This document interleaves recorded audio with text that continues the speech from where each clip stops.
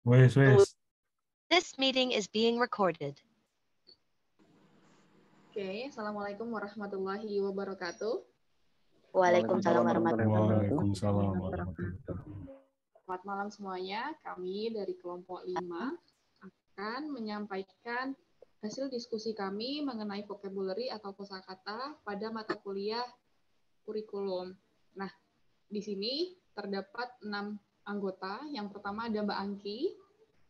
Yang kedua ada saya sendiri, Aryani Nurfitria. Yang ketiga ada Mbak Astri Kartikasari. Yang keempat ada Mas Arief Hutomo. Yang kelima ada Mbak Ria Sulistiarini. Dan yang terakhir ada Mas Tungga Pramudia. Nah, pada pembahasan yang sudah kami bahas atau di ruang kolaborasi, kami sudah membahas mengenai definisi dari vocabulary atau kosakata, kemudian ada aspek, dan yang terakhir adalah indikator penilaiannya. Pada indikator penilaian terdapat 3 hal. Yang pertama adalah aspek bentuk, yang kedua ada aspek makna, dan yang ketiga adalah aspek penggunaan. Nah, kami akan menyampaikan hasil diskusi kami dari satu persatu. Untuk yang pertama, silahkan saya serahkan kepada Mbak Ria.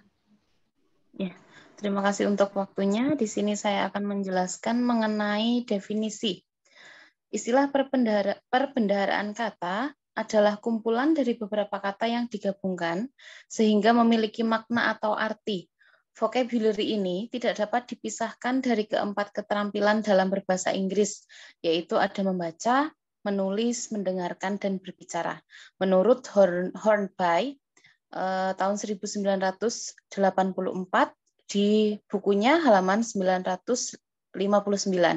Kemudian yang kedua, kami mendefinisikan vocabulary berdasarkan Lado tahun 1986 halaman 120 mengungkapkan bahwa ada tiga tingkatan kesulitan di dalam vocabulary atau perbendaharaan kata, yaitu kosakata mudah, ada normal, dan khusus atau sulit.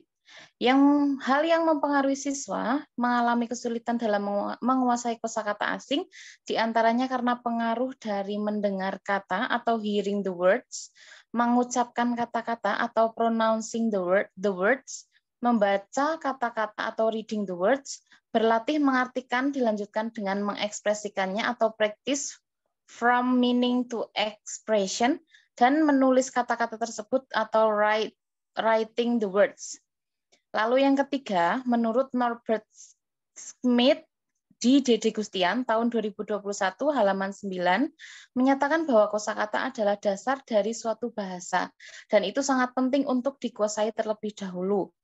Norbert menyatakan bahwa tidak peduli seberapa berhasil suara bahasa asing dikuasai, tanpa kata-kata untuk mengungkapkannya makna yang lebih luas, komunikasi dalam bahasa asing tidak mungkin terjadi dengan cara apapun yang berarti. Gitu. Baik, terima kasih Mbak Ria untuk penyampaian mengenai definisi vocabulary.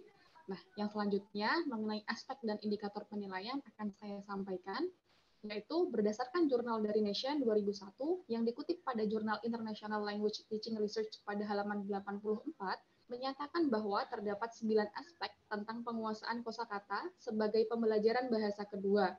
Dan dari 9 aspek tersebut, kemudian dikelompokkan menjadi 3 aspek besar, yaitu aspek bentuk, aspek makna, dan aspek penggunaannya. Nah, untuk yang selanjutnya akan disampaikan oleh Mbak Astri. Silahkan Mbak Astri. Terima kasih atas waktu yang diberikan. Berikut adalah tabel pembagian aspek dan indikator dari vocabulary seperti yang sudah dipaparkan sebelumnya. Ada 3 aspek besar yaitu form, meaning, dan use.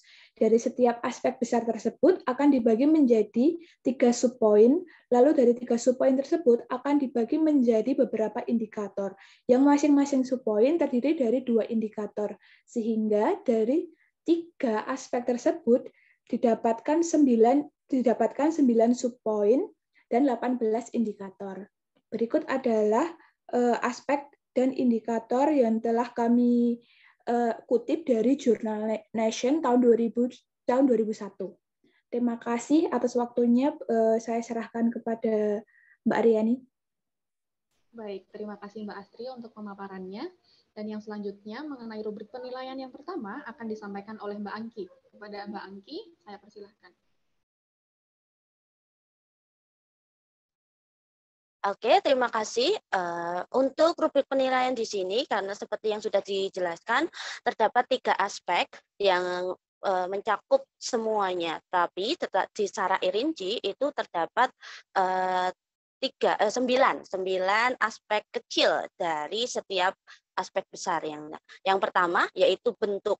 Di dalam bentuk di sini ada 3 aspek utama, yaitu terucap, tertulis, dan juga bagian kata. Masing-masing itu memiliki indikator tertentu. Yang untuk reseptif itu peserta didik mampu mendengarkan suara kata dengan benar, peserta didik mampu melafalkan kata dengan benar, peserta didik mampu membaca kata dengan benar, kemudian peserta didik mampu menuliskan kata dengan benar, peserta didik mampu mengetahui bagian-bagian pada kata, dan yang terakhir yaitu peserta didik mampu menentukan bagian kata yang diperlukan untuk mengekspresikan makna dari kata. Oke. Terima kasih. Itu selanjutnya. Baik, terima kasih Mbak Angki. Untuk yang selanjutnya akan disampaikan oleh Mas Tungga mengenai rubrik penilaian aspek arti. Silakan Mas Tungga.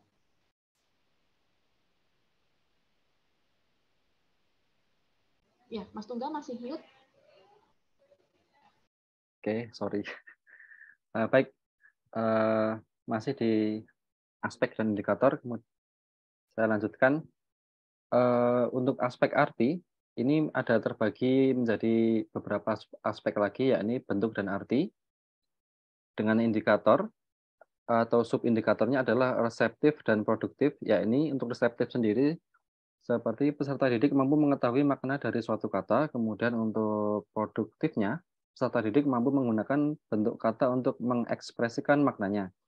Kemudian untuk subaspek konsep dan rujukan, indikatornya adalah untuk reseptif, peserta didik mampu mengetahui konsep yang terkandung pada kata, kemudian untuk produktif, peserta didik mampu menunjukkan arah dari rujukan konsep pada kata.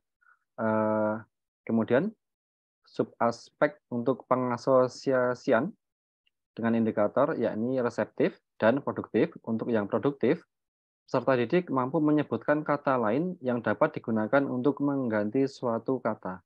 Terima kasih. Baik, terima kasih Mas Tungga. Dan yang terakhir, untuk slide mengenai rubrik penilaian aspek penggunaan akan disampaikan oleh Mas Tomo. Silakan Mas Tomo. Ya, terima kasih atas waktu yang telah diberikan. Pada slide ini akan dijelaskan tentang rubrik penilaian pada aspek penggunaan. Di sini terbagi menjadi 3 subaspek juga. Ada fungsi tata bahasa. Di fungsi tata bahasa ada 2 indikator di sini. Yang pertama reseptif, yaitu peserta didik mampu memahami munculnya kata pada pola tertentu. Lalu untuk yang produktif, peserta didik mampu memahami penggunaan kata pada pola tertentu. Lalu untuk subaspek sanding kata, ada 2 indikator juga, yaitu pada reseptif, peserta didik memahami kata atau jenis kata yang muncul bersandingan dengan kata terkait. Lalu untuk yang produktif, peserta didik memahami penggunaan kata atau jenis kata yang harus digunakan bersandingan dengan kata lain. Lalu pada subaspek kendala penggunaan ada 2 indikator juga. Yang pertama pada reseptif, itu berkaitan dengan di mana, kapan, dan seberapa sering kita berharap untuk bertemu kata ini.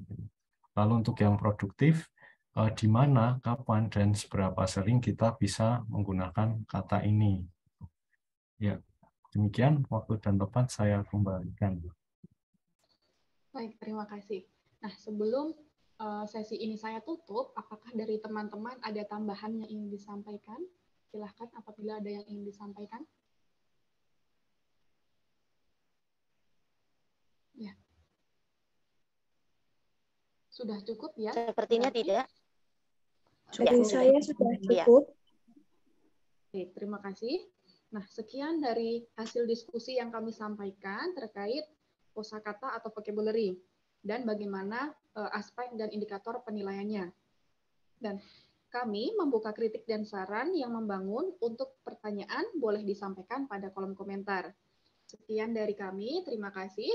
Wabillahi taufiq wal hidayah. Wassalamualaikum warahmatullahi wabarakatuh. Waalaikumsalam. Waalaikumsalam warahmatullahi Waalaikumsalam wabarakatuh. warahmatullahi wabarakatuh. Terima kasih Terima teman-teman. kasih teman-teman. Terima kasih Terima kasih. kembali.